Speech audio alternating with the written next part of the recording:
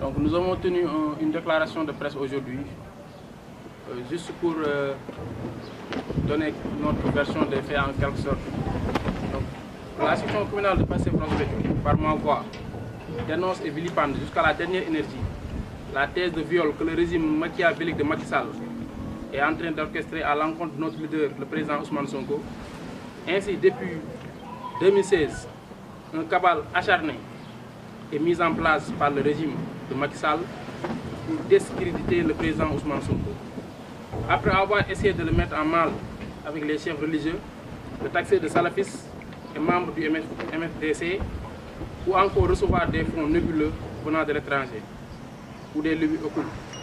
Aujourd'hui, le régime a décidé de le liquider en l'accusant de viol, alors que c'est Macky Sall lui-même qui ne cesse de violer la Constitution, lui qui a violé les assises nationales, lui qui a bouffé les contrats pétroliers et miniers, lui qui a manipulé l'appareil judiciaire, lui qui a zappé les fondamentaux de la démocratie et des libertés. Et enfin, lui qui a violé la souveraineté de tout un peuple en basatant toutes nos ressources naturelles au profit des étrangers.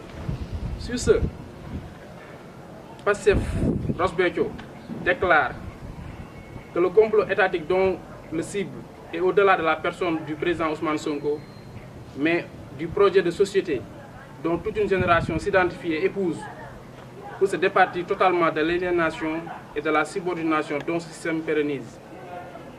Cette situation n'honore pas l'État sénégalais.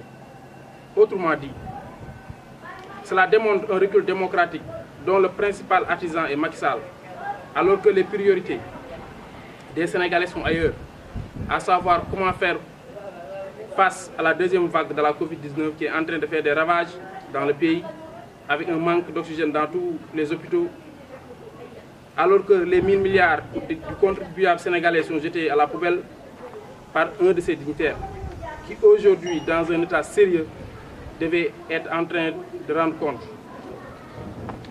Dans un pays où le secteur informel agonise, du fait que chaque jour, beaucoup d'entreprises ferment leurs portes pour encore une jeunesse sans emploi, sans espoir. Avec toutes ces priorités reléguées en bas de page, Macky Sall, pour créer les conditions de son troisième mandat, est prêt à liquider tout obstacle, soit par la corruption, soit par l'emprisonnement de ses potentiels adversaires. Comme il l'a fait avec Karim Wade et Khalifa Sall, aujourd'hui c'est le président Ousmane Sonko qui est un patrimoine pour tout pays, pour tout le pays. Sur ce, le Pastef communal de Ross-Béthio réitère son engagement et sa fidélité au président Ousmane Sonko et se dit prêt à faire face au régime s'il persiste à vouloir sacrifier notre leader.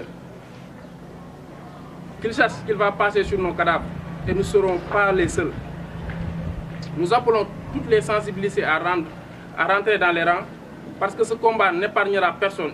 Hier c'était Karim et Khalifa, aujourd'hui c'est le président Ousmane Sonko.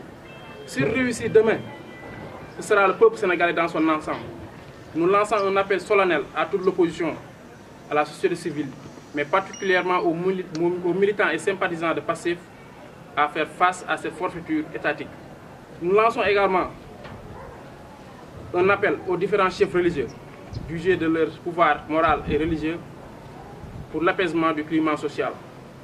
Pour terminer, nous disons un grand merci à l'ensemble des militants de Pastef et aux autres membres de l'opposition, à savoir les karimistes, les militants de PUR, etc. Ainsi, nous réaffirmons notre engagement et notre solidarité au président Ousmane Sonko et qu'il sache nous sommes prêts pour tout. Quand je dis nous sommes prêts pour tout, ça dépendra de la situation et de l'évolution de cette situation. Donc nous remercions la presse qui est aujourd'hui devant nous et nous vous donnons rendez-vous très bientôt. Merci beaucoup.